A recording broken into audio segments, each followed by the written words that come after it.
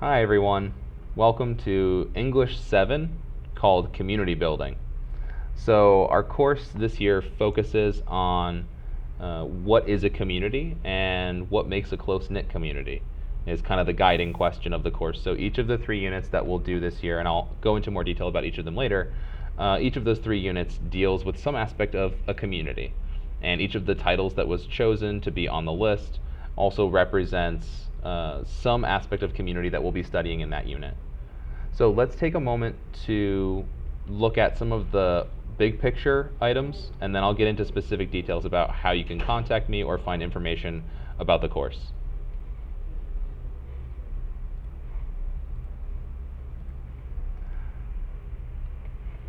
So we are working on a number of very important skills in English class. We're building on some existing skills as well as developing new frameworks for thinking. So existing skills that we're working on include paragraph composition, the basics of grammar and syntax. I'll go into more detail about what we're adding this year as well. We're doing a lot of vocabulary building in the course. I feel like that's a daily component of the course, if not almost moment by moment, an important part of the course. Most importantly, I feel we're nurturing the love of reading, and we're trying to create lifelong learners and lifelong readers, and people whose habit is to think carefully about what they're reading, which is kind of where the annotations come in, which I'll talk about a little bit later, but we're going to ask students to take notes on each of the novels that they read by writing directly on the books that they're reading. We'll also continue work on journal writing, thesis statement writing, how to write an outline, and we're continuing to talk about editing as a style and as a life choice.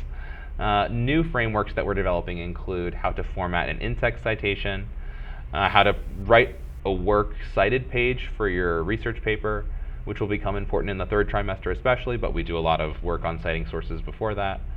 The persuasive mode of writing is something that we're getting more and more into, where they've stuck mostly with descriptive and narrative up to this point. The usages of the comma, the inverted pyramid style of an introductory paragraph, how to identify transitive and intransitive verbs, as well as the usage of the semicolon. So those are some new pieces of the language that we'll be filling in this particular year. Those are big course goals. Types of projects that students may undertake during English class are various, and it starts with the good old-fashioned database question. Given what students read from a book in a given unit, I'll give 3 possible prompts that you can choose to write on for a database question style of project. That, I would say, is the most common form of assessment that we use in the course, but it's not limited to that type. So we also have a process review of writing, where we do an entire process piece. This is another type of project that students can undertake at various times. So the research paper would fit into this. There are a couple of other ones that we do throughout the year as well. That goes through the outline process, a first draft process, a peer-reviewed draft, and a final draft before being turned in to me.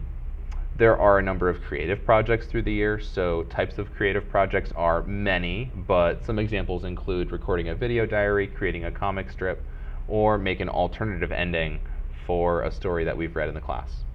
There are also group projects. For example, the 2nd independent reading unit that we'll do in the month of May will involve students cooperating to try to answer a question based on the 3 or 4 books that they've read in their group, depending on whether they have 3 or 4 students, of course. And those are just a few of the types of projects that we do in the class. There are a lot of other ones that didn't quite make the list. The PowerSchool page for the class can be accessed with your students' login information. You can then look on the left-hand side for the tab that's called Community Building English 7. Make sure you're looking for the words community building, because the words English 7 don't quite fit onto the tab. Once you get to our class page, please go to, if you want to find the list of assignments for the class, go to the gradebook tab that's at the top of the home page, I guess it would be grades from a student view. I see it as gradebook. And then find the assessment details that are attached to each assignment block for that unit of study. So summer reading assignments have been up to this point on the summer reading tab, and that's where they will stay. Trimester 1 assignments would be under the tab of Utopia, Dystopia, Community. That unit is focusing on different depictions of communities, either as the best possible place, utopia, or as the worst possible place, theoretically, a dystopia. Then we have trimester 2 with changing communities, where we talk about how communities have dealt with changes and how they have responded to changes in both their population and changes in sort of the technology and science that influences the society. So in that unit, we look at A Christmas Carol, we'll look at Mighty Miss Malone, and we'll look at how as people move around and change within their community also changes with them. And then we'll look finally in trimester 3 at the government law and community unit. So this one focuses on how communities deal with lawbreakers and how communities enforce their norms and customs differently from the way they enforce laws. So we're trying to talk about a large gamut of issues in each of these units, and they're each pretty far-ranging. But utopia, dystopia, community has a focus on the theory behind communities. Changing communities has a focus on how communities go through different periods of upheaval, diversity within the community, and how communities can use diversity to their benefit. And then in the final unit, the wide-ranging focus is how do communities enforce their laws and customs? And there's a lot within that question as well. Each of them is a pretty meaty topic. Finally, after navigating the PowerSchool page, you may need to contact me. So the best way to contact me is by email at imcelroy@whschool.org. My school's phone extension is 310. You can reach me here during daytime hours. And if I'm not here, please feel free to leave a message at that number. Thank you very much for watching our introduction video for Back to School Night.